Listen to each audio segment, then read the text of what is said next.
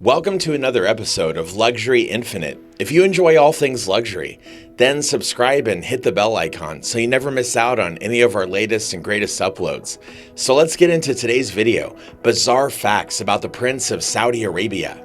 Not since the reign of the country's founder, Abdulaziz Al Saud, has so much power been concentrated in one man's hands in Saudi Arabia. Crown Prince Mohammed bin Salman isn't king yet, but the 37-year-old royal essentially runs the country for his father, King Salman bin Abdulaziz, who is 86. The prince, who replaced his father as prime minister in late September, leapfrogged a generation of older uncles and cousins to become heir to the throne in one of the world's last remaining absolute monarchies. He's overseen changes that have shaken the kingdom to its core, loosening the religious restrictions that shaped the conservative Islamic society for decades. He's also attempted to reduce the crude exporters' dependence on oil and redefine its place in the world, pushing for development in new sectors like tourism while increasing political repression. His supporters say his bold ambition and iron fist is what's needed to salvage an unsustainable economy. His critics say he's dictatorial, power-hungry, and reckless. The situation. When Joe Biden took office as U.S. president in 2021, he avoided dealing with Prince Mohammed.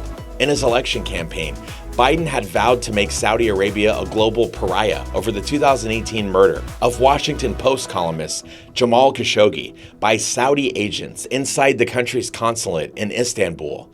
A U.S. intelligence assessment concluded Prince Mohammed had likely approved an operation to capture or kill Khashoggi, a citizen of Saudi Arabia, who was critical of its government. MBS has denied any involvement while accepting symbolic responsibility as the kingdom's de facto ruler. Biden never went so far as to shun the Saudis entirely, but his administration insisted that the president would only engage with his counterpart, King Salman. But by mid-2022, however, rising oil prices had put Biden under pressure to bring down inflation, and thus to repair ties with Saudi Arabia, a swing producer that can ramp oil exports up or down. In mid-July, Biden met with MBS, the two men bumping fists for the camera and marking the end of the cold spell. The background. Born in 1985, MBS sees himself as a part of the first generation to grow up in the digital age. One of thousands of princes in the Saudi royal family, he graduated with a law degree from King Saud University and began a tumultuous career in government, clashing with some officials while maintaining close ties to his father, the longtime governor of Riyadh.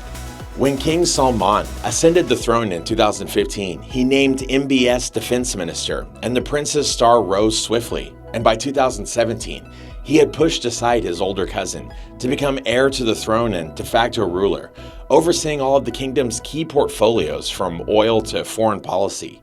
MBS has loosened many social restrictions, ending a prohibition on female drivers, curbing the power of the religious police, and allowing gender mixing and public concerts.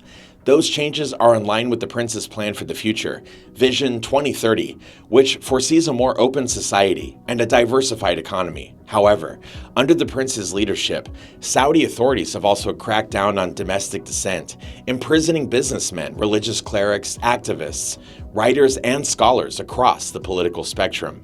In 2020, authorities detained the former crown prince, Mohammed bin Nayef, along with the king's own brother, Prince Mohammed bin Abdulaziz, and accused them of undermining the state. MBS has adopted a more assertive foreign policy than other Saudi leaders, entering and then resolving a rift with neighboring Qatar.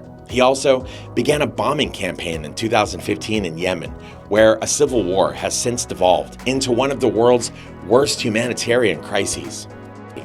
And with that, we've reached the end of this video, all about bizarre facts on the Prince of Saudi Arabia. If you enjoyed it and you found it interesting, don't forget to leave a like and subscribe for more content just like this. Well, thanks for watching, and we'll see you again in the next one.